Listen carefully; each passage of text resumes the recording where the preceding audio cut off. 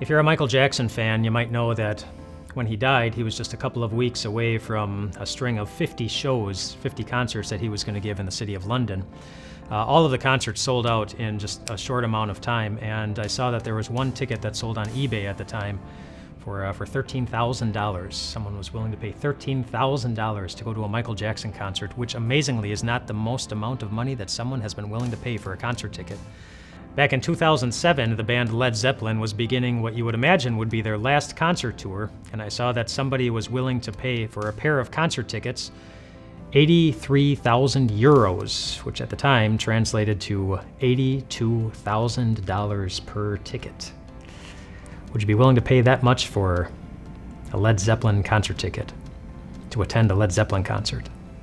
What would you be willing to pay to attend a concert of your favorite band? And what would you be willing to pay to attend a concert like the one the Shepherds heard on the first Christmas evening, when angels from heaven were singing? It was a one-time event that not everyone would be able to experience. This week we're going to spend some time looking at some different gifts that were given as part of the Christmas season. And today we're going to start by looking at the gift of praise that the angels gave the newborn baby Jesus. We hear about it in Luke chapter 2 when it says, "And there were shepherds living out in the fields nearby, keeping watch over their flocks at night. An angel of the Lord appeared to them, and the glory of the Lord shone around them, and they were terrified. But the angel said to them, 'Do not be afraid. I bring you good news of great joy that will be for all the people. Today in the town of David a Savior has been born to you. He is Christ the Lord. This will be a sign to you. You will find a baby wrapped in cloths and lying in a manger.' Suddenly a great company of the heavenly host appeared with the angel, praising God and saying, 'Glory to God in the highest, and on earth peace to men on whom his favor rests.'" A glorious, monumental, once in an eternity concert that they didn't even advertise, and really wasn't even heard by anyone except a couple of sheep and a couple of dirty shepherds. In fact, they were the guests of honor. But the real concert that they were invited to wasn't one that was sung by hundreds of angelic voices, but just by one.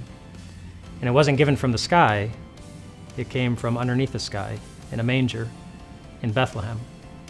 To the untrained ear, the concert really just sounded like a newborn baby's cry. But to those who've been trained by life to hurt, to hope, to long for deliverance, forgiveness, salvation, they knew that this was the sound of God in the flesh, crying out for them, crying out for you. A God who is worthy of the greatest gifts of praise we could ever give him. As of today, you have less than a month to get all of your Christmas shopping done. Now, for those of you who got all of your Christmas shopping done back in September already, you don't have to worry about this. But for the rest of us, these next few weeks are going to raise your blood pressure a little bit as you hit the malls with a little bit more urgency. Urgency isn't unusual during the Christmas season. In fact, we see it already as part of the first Christmas.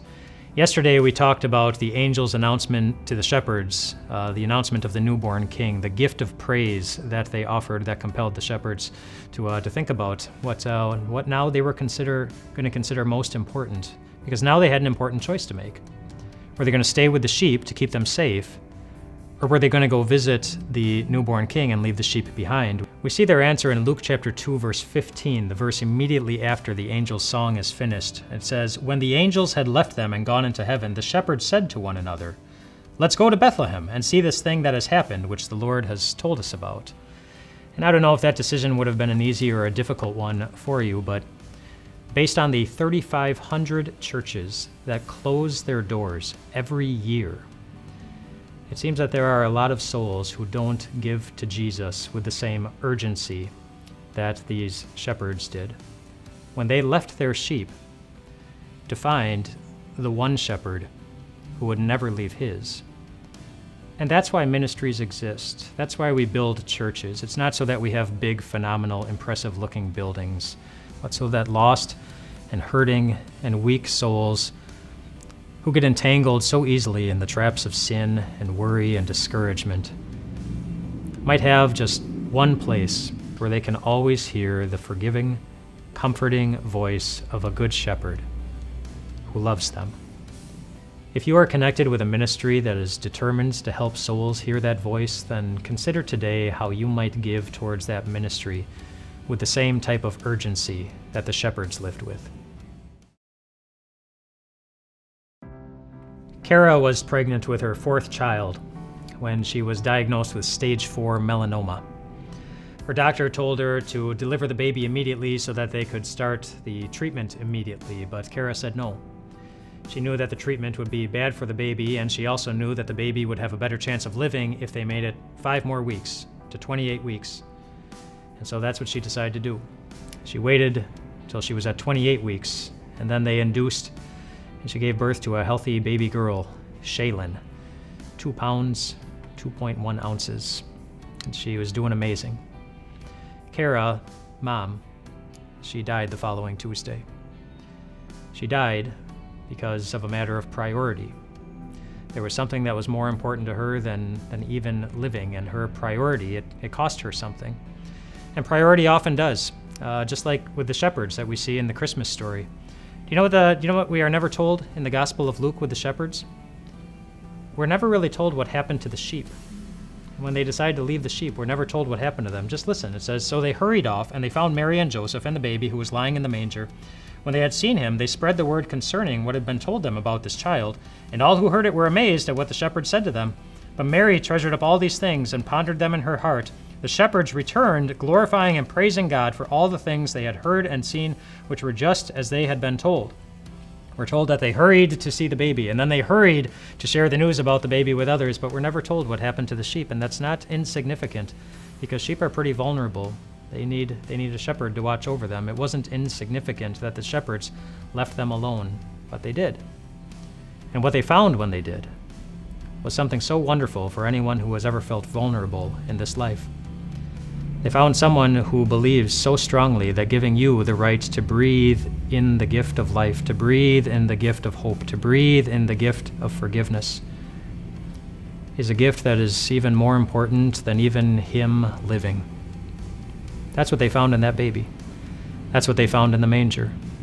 That's what they found in Bethlehem when they left their sheep behind. Can you think of any better gift that is worth hurrying to see every day? Can you think of a better gift that is worth sharing with anyone around you? Like the shepherds, hurry to see that child as often as you can. See him in the Word, and then hurry to show the world what it means that he is our priority. The most well-known gifts in the Christmas story, other than the gift of Jesus, are the gifts that the wise men gave to Jesus, and we read about those in Matthew chapter 2, where it says, "After they had heard the king, they went on their way, and the star they had seen in the east went ahead of them until it stopped over the place where the child was. When they saw the star, they were overjoyed. On coming to the house, they saw the child with his mother Mary, and they bowed down and worshipped him. Then they opened their treasures and presented him with gifts of gold and of incense and of myrrh." Those are some pretty impressive gifts. Gifts we don't know the value of. The Bible doesn't tell us exactly how much they were worth. Consensus seems to be that they were worth quite a bit, but the value of those gifts is one thing we don't know. We do know this, however. We do know that Jesus didn't need them. Psalm 24 reminds us that the earth is already the Lord's and everything in it. He already owns absolutely everything. In Matthew chapter 17, Jesus once needed some money to pay his taxes, and he commanded a fish to jump out of the water and spit coins out of its mouth. And that's how Jesus got his money. If he wants money, he can get it without us. He doesn't need our help. And so why did the wise men give these valuable, expensive gifts to little baby Jesus? Well, that's easy. It wasn't because he needed it, but because they simply believed that he was worth it. And do you know what that attitude is? That's worship. Worship is us telling God that he's worth it. In fact, that's the only acceptable type of worship that there is, the willing worship. Nobody had to force these wise men to travel all those miles, to go all this way, to present gifts, expensive gifts, to a baby they had never before seen. They just wanted to do it. They just did it. And when they did, the scripture tells us that they were overjoyed. They were excessively happy because of the gift that was given to them, the one that they found in the little child that they met that day.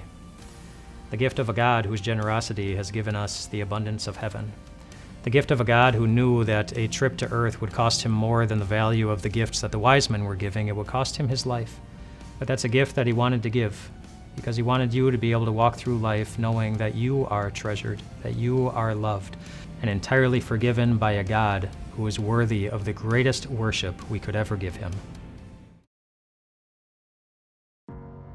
We don't really know a whole lot about the wise men that we read about in Scripture. I mean, pretty much everything we know about them comes from Matthew chapter 2, verse 1, where it says, "After Jesus was born in Bethlehem in Judea during the time of King Herod, Magi from the east came to Jerusalem." There was a song that was written in 1857, kind of a popular one, titled "We Three Kings of Orient Are," meant to tell the story of these wise men. And you know what's wrong with that song? As far as we can tell, pretty much everything. The Bible doesn't tell us how many there were. It could be 3, it could be 37. They weren't kings. Magi are astrologers, people who looked at the stars, which explains how they would have noticed the star that they followed. And they weren't from the Orient. They were more likely from Babylon, which means they would have traveled almost 1,000 miles to get to Jerusalem, where they started looking for the baby. And do you think that there was anyone back home that was telling them not to go? Wondering if an investment of all of that time, traveling all those miles with those heavy gifts over all that unfamiliar terrain, just wondering if it was going to be worth it. And yet they did. And why? A couple of years ago, my mother-in-law was diagnosed with cancer. And the news hit my wife pretty hard, obviously. And I remember still receiving the phone call from my wife telling me that she had gotten the news. I was driving on the road, and she was wondering about making a trip a state away just to go see her mom that day. And I asked, well, what would she say when she finally got there? And she said, I don't know. I don't know that I would say anything. I might just show up on the doorstep and give her a hug and then leave again. Just tell her that I love her. And she went. And it turned out to be a pretty meaningful trip because her mom found something really significant. Somebody who traveled all that way just to say something really important. And that's why these Magi made this an incredible trip, not so much because they wanted to say something significant, but because they found a little child who did. They found a little child who invested a lot of time in eternity dreaming up their existence, and a child who would one day invest a lot of time hanging on a cross to forgive any kind of sin that would keep them from him, and a child who had already planned on spending all of eternity in perfection with them right next to him. They found a God who had made an incredible trip all the way from heaven, simply because he wanted to tell every single soul that they were worth it, that you are worth it to him.